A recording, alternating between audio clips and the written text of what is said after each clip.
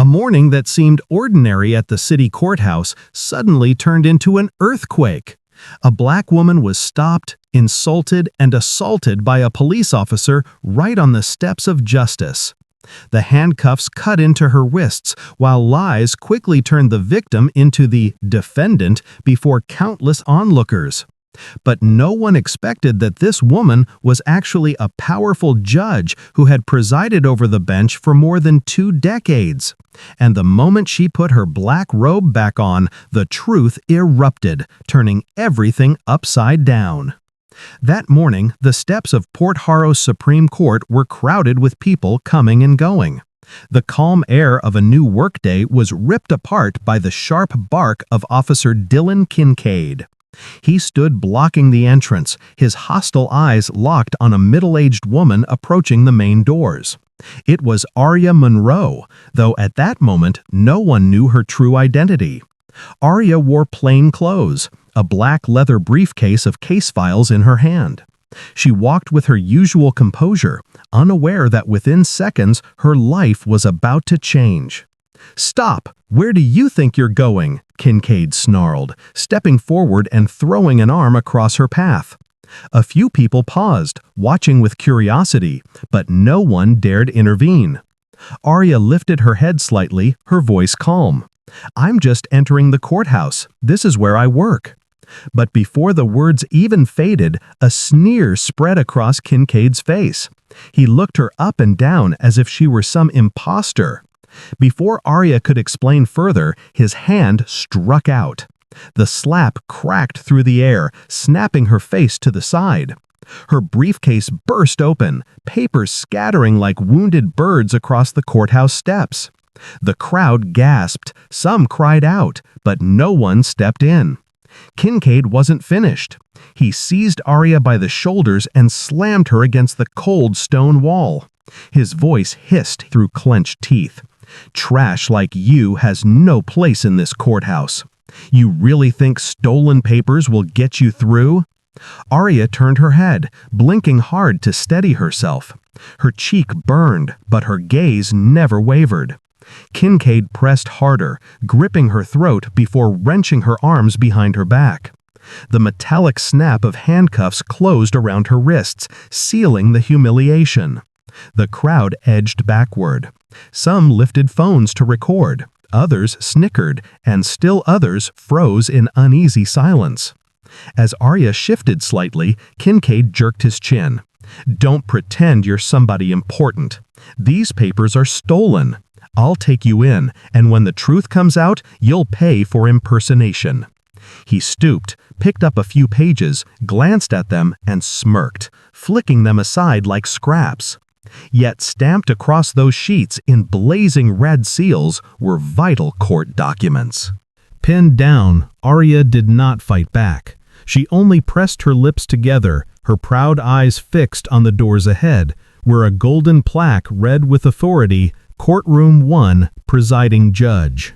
The distance was only a few steps, yet she was being dragged the other way like a criminal. The crowd grew larger. A few other officers passed by, not to intervene, but to laugh along. One even recorded the scene, their jeers echoing against the courthouse facade. What none of them knew, not even Kincaid, was that every second was also being captured by the security cameras mounted around the gates. Evidence that no one could erase. Kincaid yanked Aria's arms, hauling her down the steps and inside. His voice thundered. "Let's see how long you keep pretending today." Aria drew in a long breath, calming the sting on her cheek. In that moment, she understood this farce had just begun, and she also knew the day would come when the truth shattered it all. For now, though, all anyone could see was a woman slapped, cuffed, and dragged like a criminal at the very doors where she had always held the highest authority. Not a single voice rose in her defense, but one truth was clear.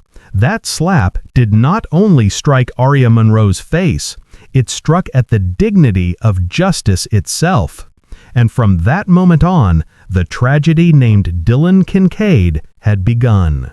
The courtroom doors shut with a dull creak. like the opening cue of a performance built on lies. Aria Monroe was shoved into the defendant's chair, her wrists still raw from the cuffs.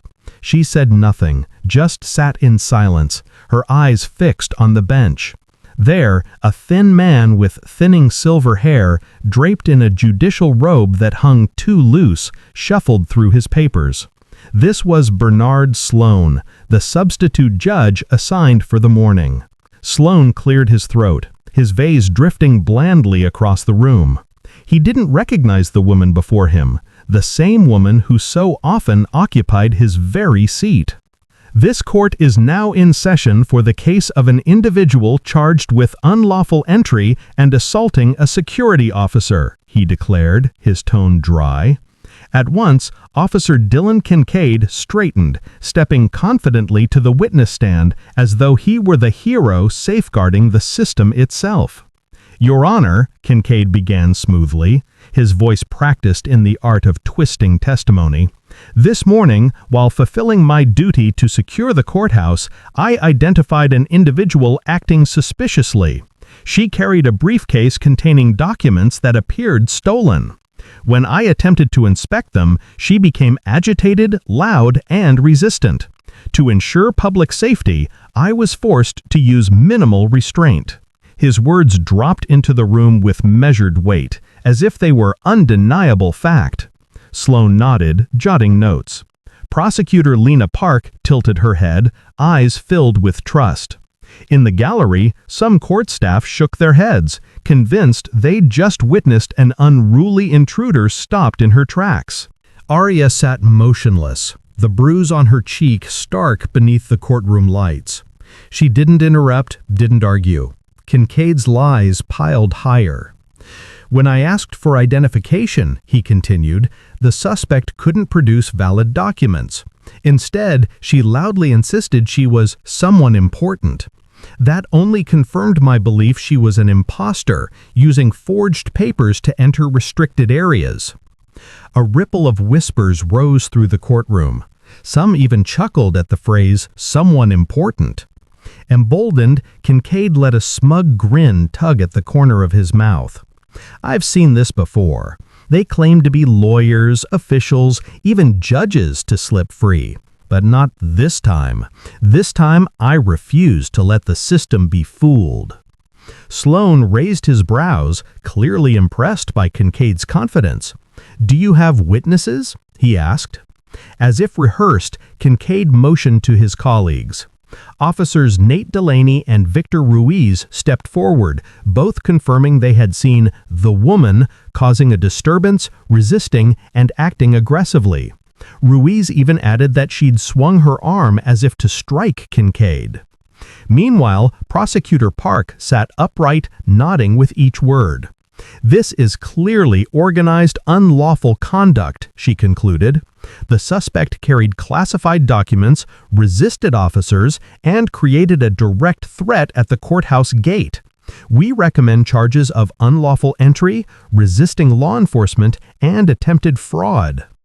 At the clerk's desk, young legal assistant Maya Chen scribbled furiously, her brow furrowed. Since the proceedings began, she had felt something off. Something in the woman's demeanor unsettled her.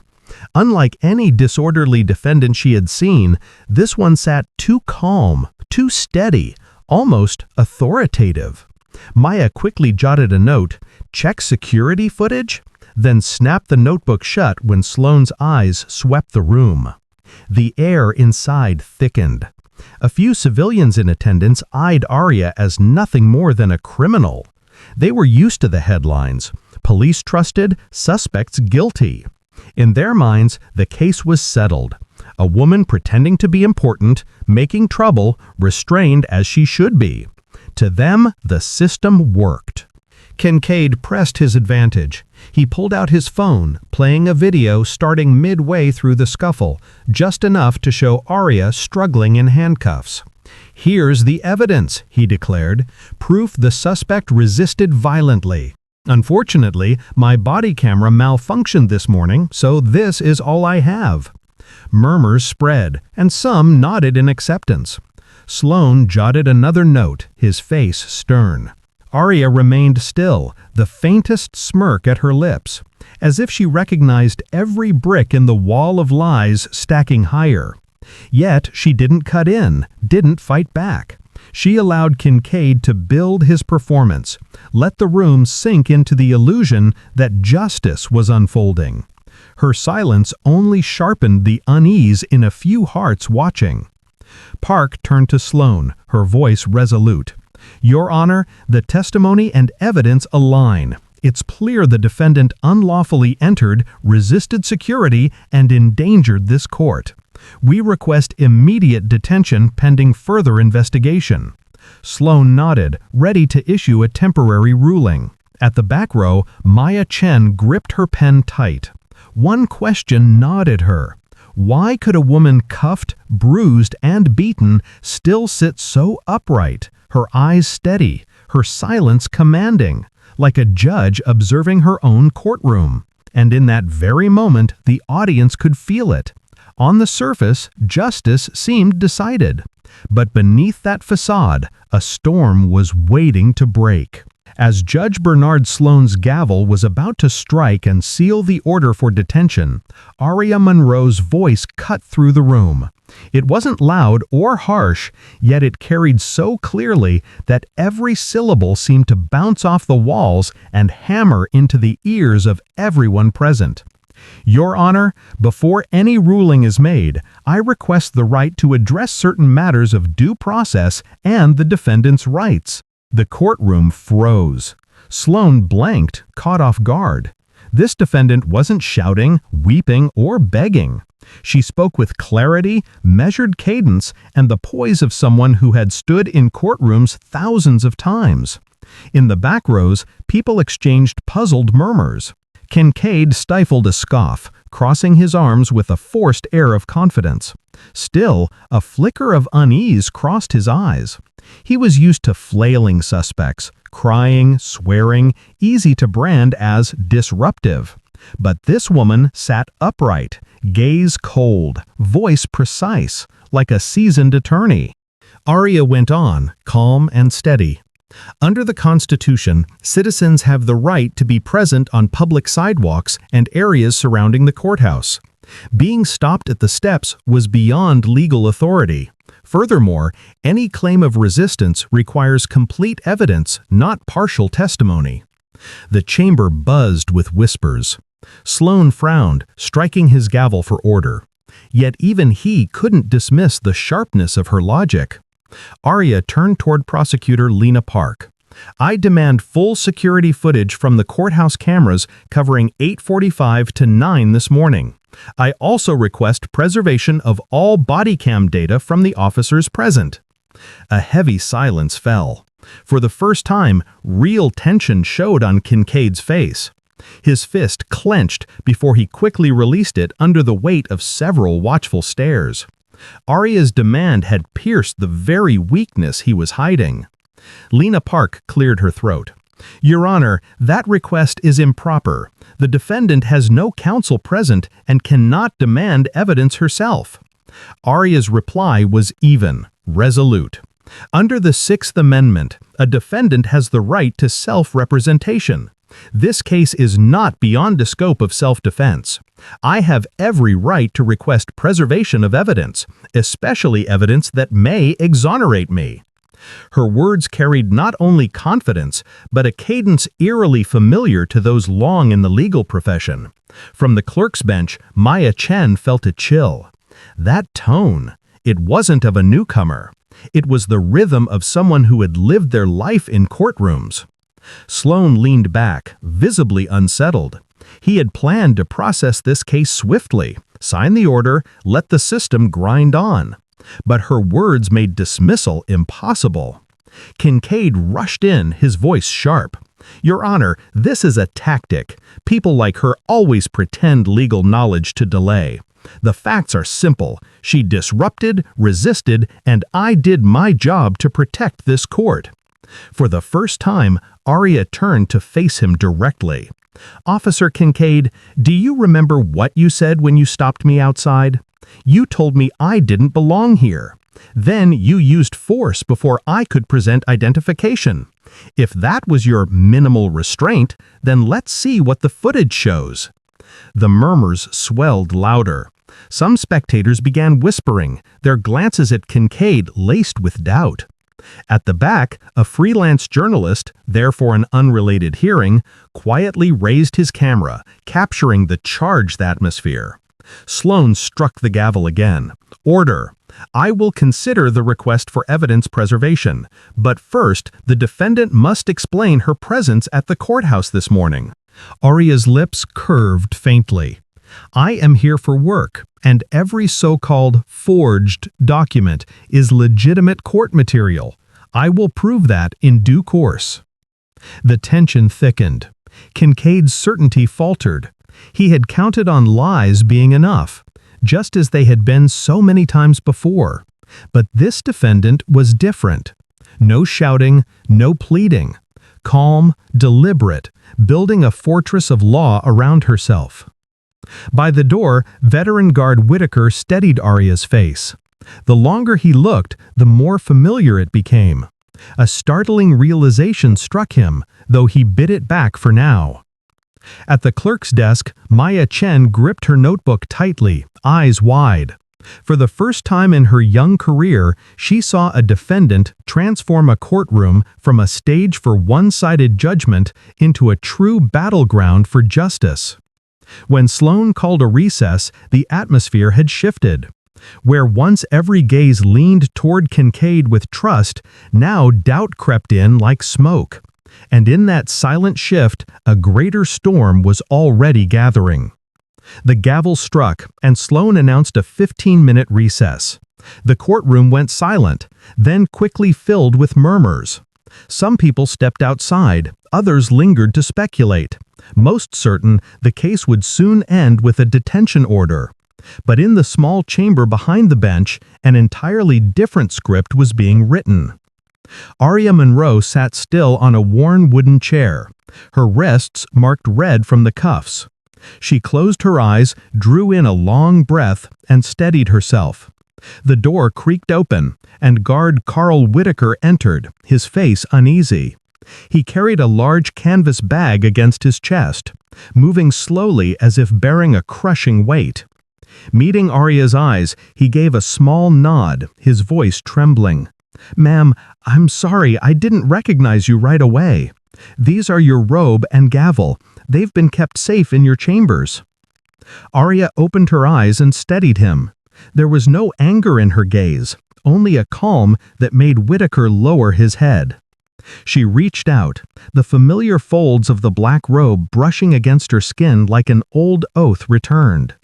As she draped it over her shoulders, her veins seemed to burn, not with fury, but with the power of responsibility.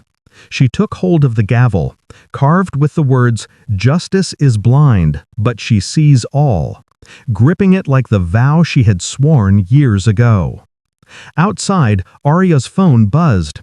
It was Eleanor Graves, the district chief judge. Her voice was urgent but firm. "Aria, the entire camera archive has been secured. The CUC system pulled every recording from 8:45 to 9:15 a.m. It's all intact, impossible to erase. I've sent copies to 3 different locations. We're covered." Aria smiled faintly. "Thank you. Now it's time for justice to speak." When the clock struck, the bailiff's call rang out. "All rise." The back doors swung open, and through the light, Aria Monroe emerged. No longer shackled, no longer in plain clothes, she wore the flowing black robe trimmed with gold that shimmered under the lights. Her footsteps echoed against the wooden floor, slow but commanding. The gallery froze. Sloan, still in the presiding chair, went pale, his hands trembling on the file before him. He leapt to his feet, stammering, I didn't know." Aria's voice cut through, calm but final. "Thank you, Judge Sloan, for maintaining order. I'll take it from here. This is my courtroom." Sloane nearly stumbled in his haste to step aside, his robe fluttering like a rag in the wind.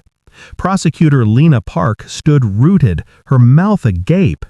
Officers Delaney and Ruiz exchanged horrified glances. But no one looked more stricken than Dylan Kincaid, his face drained of blood, lips trembling soundlessly. Aria lowered herself into the judge's chair and set the gavel on the bench. Her eyes swept the room, each glance like a blade. "The court is back in session," she declared, her words rumbling like thunder. "Before we proceed, we will review the evidence that was ignored." Taking a tablet from Whitaker, she tapped play. The screen lit up with footage from Security Camera 7. Aria walking calmly up the steps, Kincaid blocking her, then suddenly striking her across the face. The slap cracked through the audio, reverberating across the courtroom. Gasps broke out. Some spectators covered their mouths in horror. The video rolled on. Kincaid pinning her to the wall, twisting her arms, cuffing her, dragging her inside.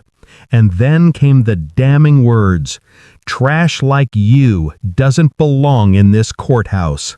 His voice unmistakable. The courtroom erupted. Those who had believed Kincaid now turned to him with disgust. Prosecutor Park's face drained of color. She buried herself in her papers. Aria paused the video. That was only part one. Now, the next piece. She switched to backup body cam footage from Kincaid himself. On screen, a close-up view appeared, the audio crisp. "Let's see if you can keep pretending. People like you need to learn their place." There was no defense left. Ruiz and Delaney fidgeted, their eyes darting away. A journalist in the gallery streamed the footage live. Within minutes, phones buzzed as news outlets blasted the story. Aria's gaze cut to Sloane, now sitting meekly in the gallery. This man fabricated testimony, deceived this court, and most gravely, he assaulted a sitting judge on the courthouse steps. She raised the gavel, brought it down hard. Thud. Kincaid bolted up, shouting, "No! I didn't know! I didn't recognize you!" His voice shook, his eyes wild. Aria lifted her chin, her reply cold as steel. "Ignorance is not an excuse. Failure to recognize me is no defense. The issue is your abuse of power, your lies, and your belief that truth could be buried. But today, you opened the door for justice to walk through." In that instant, the tide turned. The gallery, silent for so long, erupted in applause. Some rose to their feet, the sound swelling, bouncing off the walls like a storm breaking free. And at that moment, everyone understood. Dylan Kincaid's performance was over. The truth had risen, and from here on, justice was the one in command. The courtroom had barely settled after the dramatic reversal when Aria Monroe rose to her feet, her black robe sweeping with measured grace. She wasn't rushing to close the session because Dylan Kincaid's misconduct wasn't limited to that morning. Behind him lay a 15-year trail of corruption and abuse, and today was the day it would all be laid bare. "We will not speak only of this morning," Aria said, her voice steady, laced with an icy authority. "Officer Dylan Kincaid's actions are not an isolated incident. This is merely the latest link in a chain of misconduct long concealed." At her signal, Whitaker placed a thick dossier on the bench. The cover was stamped in bold red, "Complaints and Disciplinary Records." Aria opened it, turning pages as her voice rang through the silent chamber. In 15 years of service, Dylan Kincaid has faced 47 official complaints. 47! Everyone dismissed as insufficient evidence or unsubstantiated. She paused, scanning the gallery. Murmurs rippled. Reporters in the back hammered their keyboards. "Allow me to remind you," Arya continued, "in 2009, Mrs. Beatrice Nagata, age 63, accused Kincaid of slurs during a traffic stop, then having her face slammed against the hood when she asked for his badge. The result? Insufficient evidence." Kincaid swallowed hard, his face paling. Arya turned another page. In 2012, a high schooler, Tyler Okafor, age 17, claimed Kincaid slipped a packet of white powder into his backpack after Tyler refused to inform on his brother. The outcome? Insufficient evidence. The crowd buzzed, imagining a teenager's life destroyed by a planted charge. And in 2016, Arya fixed her gaze on Kincaid, a cardiologist, Dr. Samuel Hargrove, was arrested outside his own home because Kincaid didn't believe a man like him belonged in that neighborhood. 6 hours later, he was released when his lawyer produced the proof. And again, insufficient evidence. The air thickened. Some spectators shook their heads in disgust, others glared openly. Online, the live stream from a journalist in the gallery spread like wildfire. Arya pressed on, lifting a chart and pointing to the bold figures. Over his career, Dylan Kincaid has made more than 1,000 arrests. 87% were minorities, a figure far beyond their proportion of the population. In those arrests, he recorded use of force as necessary in 63% of cases. But when the subject was white, only 12%. A gasp burst from the gallery. Someone slammed the bench in outrage before falling quiet at Arya's raised hand. She continued, 432 cases brought by Kincaid were thrown out for lack of evidence or civil rights violations. That's nearly 40% of every case he touched. Think of how many lives were wrecked over lies repeated again and again. Kincaid's head sank, his knuckles white as he clenched his fists. Ruiz and Delaney sat rigid, sweat beading their brows. Prosecutor Lena Park bit her lip, panic flickering in her eyes. Arya struck the gavel lightly, lowering her voice. And more. In the past 15 years, this city has paid $2.3 million in settlements tied to Kincaid's actions. That money came from taxpayers, money that could have built hospitals, schools, community centers. Instead, it was buried to hide the truth. Cameras clicked furiously. Keyboards rattled. The courtroom was a storm. Arya's eyes locked on Kincaid. Do you still have anything to say in your defense? Do you dare repeat that you were just doing your duty? Kincaid lifted his head, eyes bloodshot. His mouth opened, but no words came. The once arrogant officer, who believed himself untouchable, was now a hollow shell, trembling in despair. Then, from the back row, a young officer, silent until now, rose to his feet. His voice shook.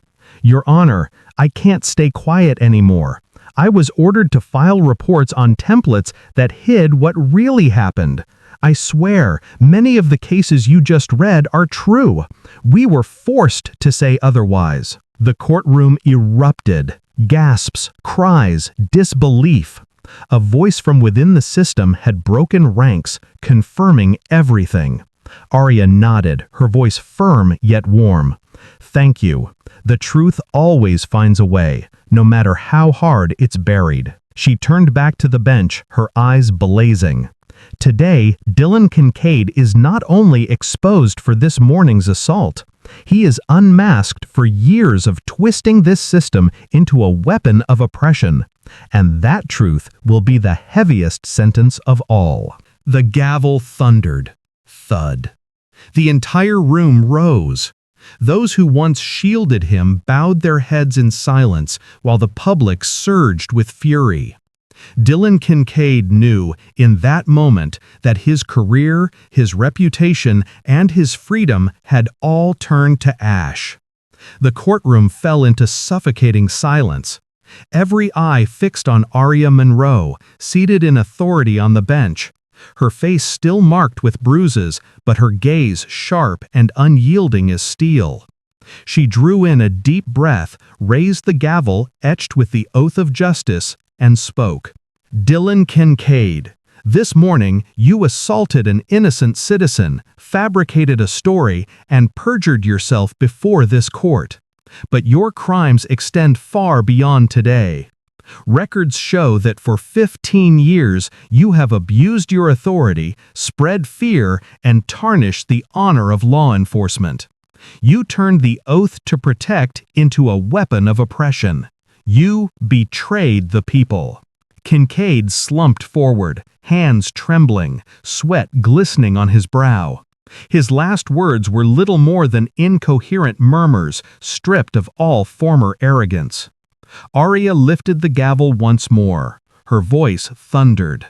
"With all evidence and testimony presented here, I sentence you, Dylan Kincaid, to 20 years in federal prison, with no eligibility for reduction within the minimum term. This is not just a sentence upon you, but a reminder that those who wear the uniform must remain accountable under the law." The gavel struck, thud, echoing across the chamber.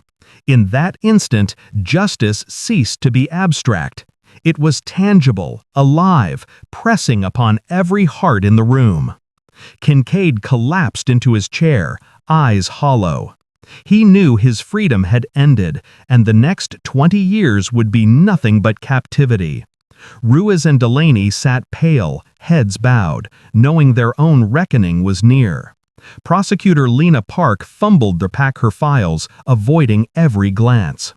But the impact did not stop within the walls of that courtroom. News spread like wildfire outside. Crowds filled the courthouse square, shouting, "Justice for all!" Television networks broadcast every moment live.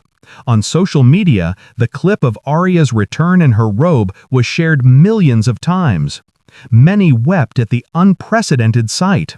A judge once handcuffed, now seated at the highest bench, delivering judgment on the man who had mocked justice.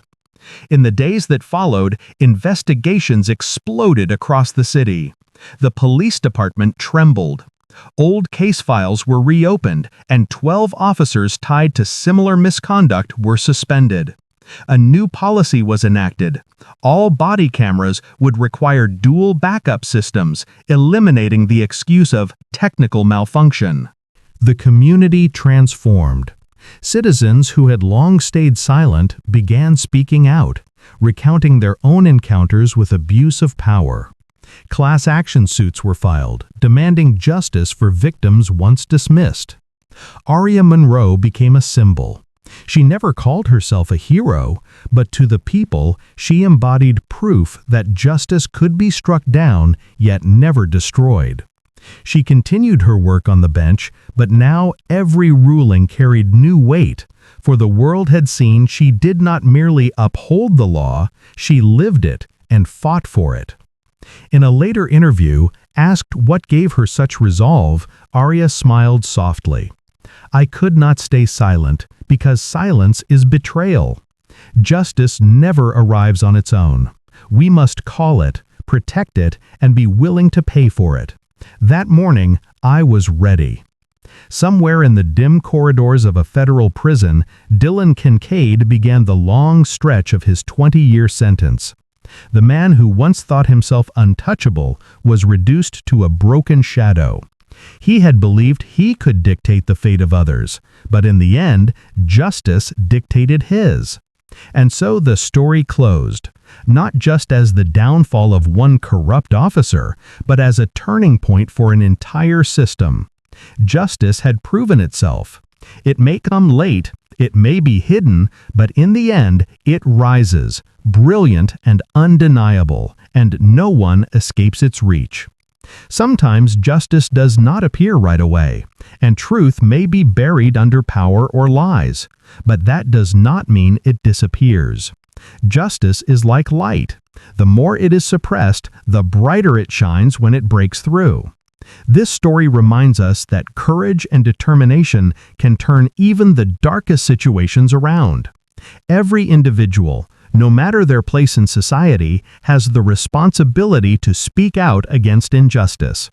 Only then can we protect the dignity, trust, and future of our communities. If this story makes you believe that justice must never be silenced, share it so others may awaken and see the truth. Hit the like button if you want to strengthen the voices of those who bravely fight against injustice and abuse of power. And don't forget to subscribe, because every day ordinary people around the world stand up against the darkness. You too, with one small action today, can help keep the flame of justice burning for tomorrow.